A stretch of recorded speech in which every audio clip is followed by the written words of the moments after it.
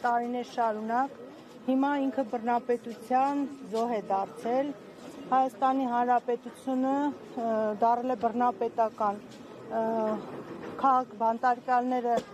հերթով, ինչքան ուժ կա, որ կարող է դիմակայել Փաշինյանին եւ իր վարչակազմին, հերթով բոլորին կալանավորելու են տարբեր պատճառներով, պարտադիր չի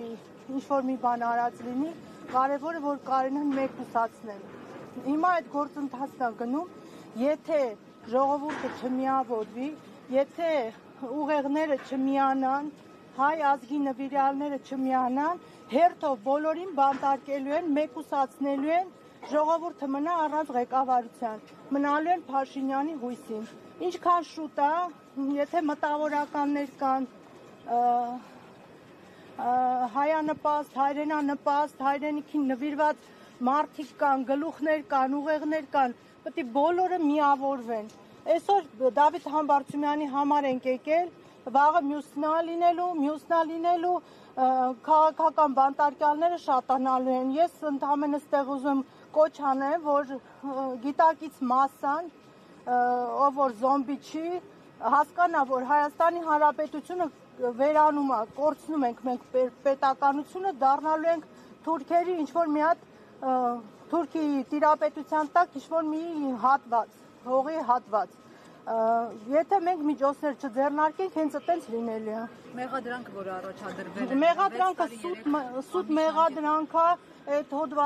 իրանց վախն է, այդ 6 տարի 3 ամիսը, դա Նիկոլ Փաշինյանի վախերն են, որ ամենաառավելագույն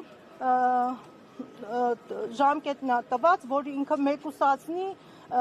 որ հանգիստ լինի, որ Դավիթ Համբարձումյանի ուժը չկա, բայց ինչքան որ մեկուսացրել է, այնքան ժողովուրդը ոտքի է կանգնելու եւ ես կարծում եմ, որ այսօր պայքարի սկիզբն է, բռնապետության դեմ պայքարի սկիզբն եմ ես համարում այսօր, այսօրվանից պետք է բոլորը միանան։ Դուք համայնքապետարանի աշխատող եմ, այո, եւ Մասիս համայնքի բնակիչ եմ, իրավաբանական բաժնի պետն եմ, երկար ճանապարհ ունենք Համբարձումյանի հետ անցած դժվարին եւ ինքը այն մարդն է, որ պետքա լինի ազատության մեջ, որպեսզի պայքարի Հայաստանի Հանրապետության լինելու համար։ Այն տեսանյութերը, որոնք տարածել են իշխող ուժի ներկայացուցիչները, Ալեն Սիմոնյանը, Վահագն Ալեքսանյանը, կարծեմ նույն տեսանյութը տարածել էր, այդ տեսանյութերը ապացուցում են, կարծում եք, Դավիթ Համբարձումյանի մեղավորությունը, որովհետև այդ կոնտեքստում է ներկայացվում։ Բացարձակ այդ տեսանյութում Դավիթ Համբարձումյանը չկա որպես ոչ կատարող, ոչ կազմակերպիչ, ոչ մի ձևի չկա, սա սուտ մեղադրանք է, այսքան տարիներով պահեցին, բերեցին, հասցրեցին այն ժամանակ, երբ որ որոշել են, որ բոլոր գլուխներին պետք է բանտարկեն։ Հիմա ժամը 18:10 համայնքապետարանում աշխատանքը ավարտվում է։ Կապ չունի, այդ իմ իրավունքն է, ես իմ իրավունքից եմ օգտվել, ես իմ համայնքի ղեկավարին եկել եմ դիմավորելու, հասկանալով, որ բռնապետության աշխատանքը, ես իմ աշխատանքը կատարում եմ, պատշաճ կգնամ, ես ամեն շաբաթ կիրակի էլ, գիշերն էլ իմ աշխատանքը կատարում եմ, որ հասցնեմ համայնքապետարանները ծանրաբեռնված են, նենց որ այս իմ մի ժամ բացակայությունը ոչ մեկին չի ազդելու։ Հաստատ։ Եկել համայնքապետարանից, թե ամբողջ աշխատակազմը։ Ես իմ տեղն ասեմ, բոլորն էլ եկել են,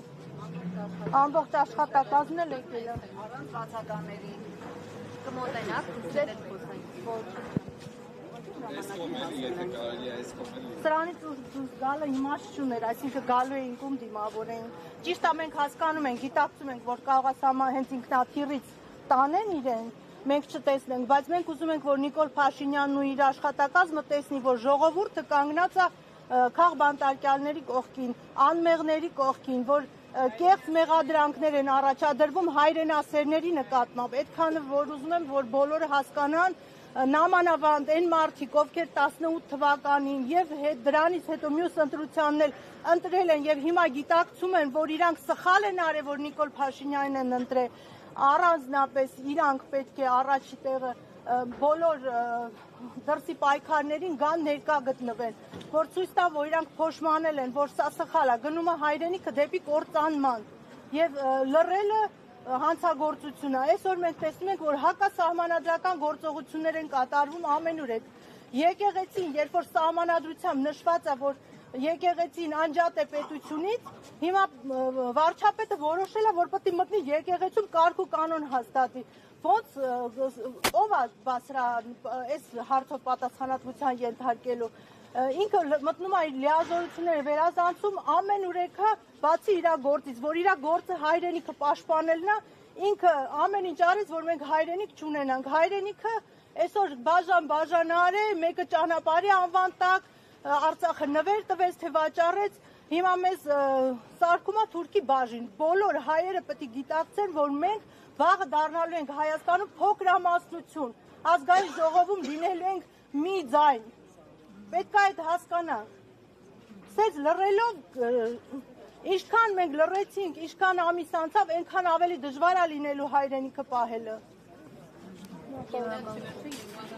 թվականից հետո բացի դրանից եւ վերջի վերջո 2018 ես նույնպես համայնքապետարանի աշխատակազմից